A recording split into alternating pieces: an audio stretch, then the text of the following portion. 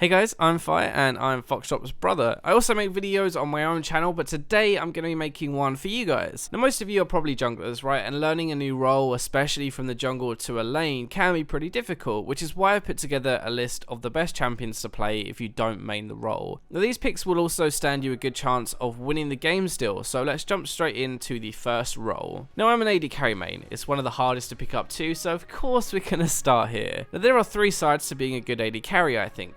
Attacking a lot, using your abilities properly, and positioning. Ezreal is mostly an ability based AD carry. He can do a lot of damage from quite high range, which means your positioning doesn't have to be as good. Partly because you can do damage from range, but also because of his E, his arcane shift. He's very forgiving. If you make a mistake, you're probably not going to die for it. You don't really need to know how to attack move to get started on Ezreal. Most of your damage will be coming from your Q, especially if you play the blue build, and it will also be teaching you the value of kiting properly. Ezreal is very safe in lane. You can farm and you can poke from range with your Q, and it really means that you can't fall too far behind even if you do make a few mistakes. The next AD carry, Caitlyn, is mostly an auto attack based AD carry. It really teaches you the value of attacking a lot and getting as many auto attacks in as possible. She's very strong in lane, and part of that is because of her high range. She can just poke and poke and poke, and she doesn't really take any return damage either. She does have some mobility, not as much as Ezreal, but some with her net, and she's very simple to play. She only has like one skill shot, okay, kind of two if you count her net, but she has an ultimate that's point and click and a zone tool with her W. Caitlyn is great for teaching you firstly the value of auto attacks, but also teaching you the value of positioning in team fights. Your high range is going to make this easier, which is nice, but you do need to be auto attacking to do any damage, which means you have to be a little closer to the danger and you need to position correctly.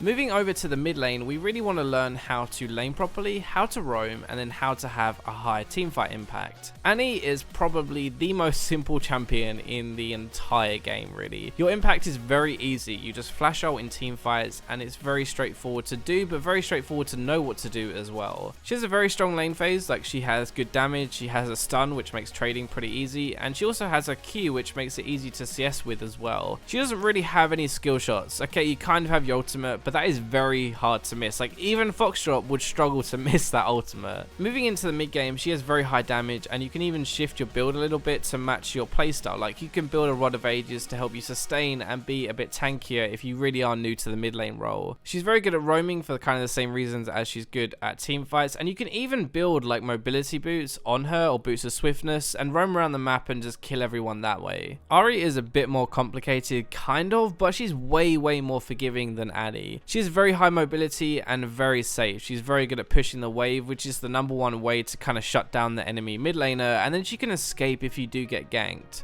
You do have more skill shots in comparison to Ahri, but late game you don't even really need to hit them all, honestly. Like you have a lot of damage packed into your kit anyway, and if you hit most of them, then you'll still be doing good damage. She's very good at roaming, even probably better than Ahri because she can gap close with that ultimate. I've always joked about it, but honestly, Ahri can probably gap close an entire screen worth of distance before you can really do anything with that ultimate. One of the reasons I recommend her all the time is because she's good at every stage throughout the game. She has a good strong lane phase, she has a good strong mid game, and she doesn't fall off late game either, so you can have a high impact the entire way through the game. Now for the top lane, you have these kind of carry laners, and you have basically just tanks. Tanks are designed to shut down these carry laners and also the carries in the rest of the game. They become unkillable and then they impact the rest of the map.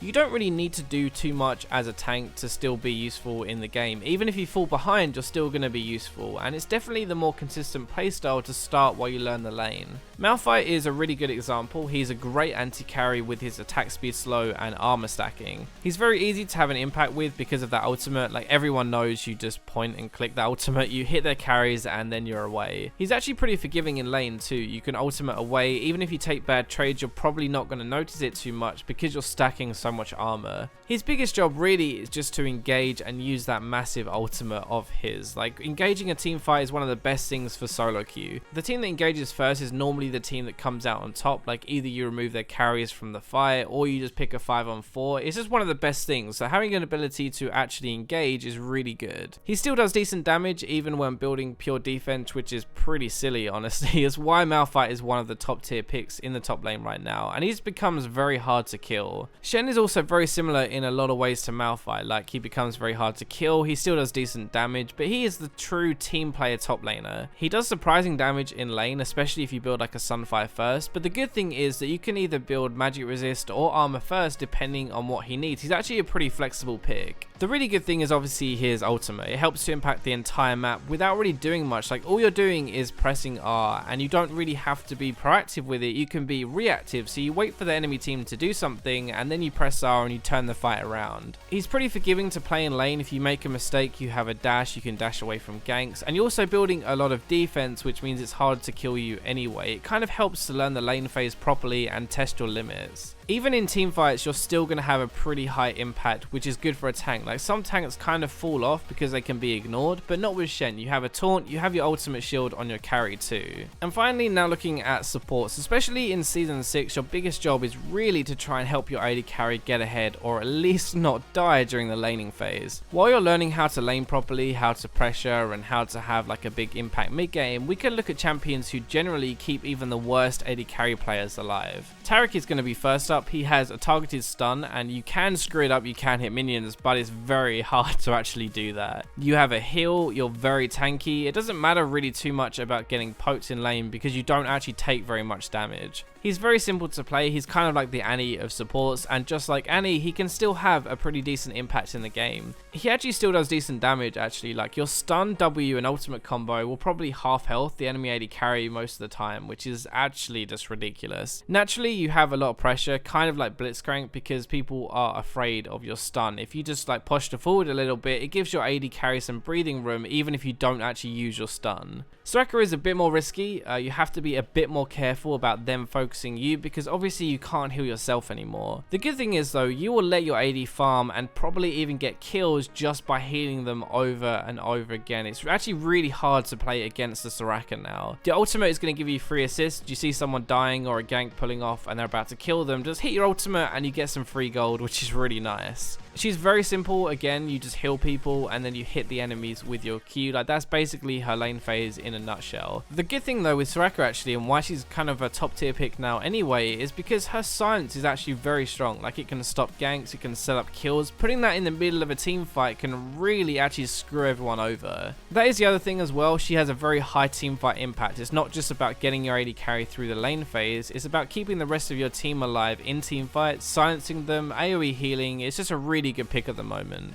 Now, I'm not going to go into the junglers in too much detail because most of you are honestly probably junglers anyway, and Foxdrop can give you a much better in-depth idea of who to play if you're new, but I'd personally suggest either Volibear or Master Yi to start with. Now, if you enjoyed this video, make sure you check out my own channel. I put out about 5 videos a week that help with general solo queue, other roles, or tier lists or underrated picks, things like that. Anyway, remember to leave a like and subscribe to Fox here, and I'll catch you in another video.